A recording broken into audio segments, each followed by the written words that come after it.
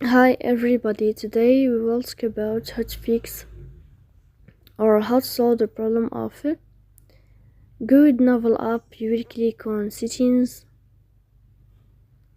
Here in this page you will go to apps, default apps, app settings.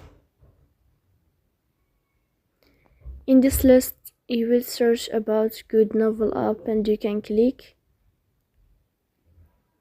Here in this page of app info you can click on first stop, then you will click OK. Here you will enter to the window of storage. After that you will click on clear cache.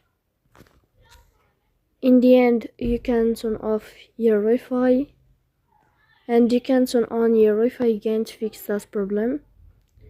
So please don't forget to support us by like and subscribe.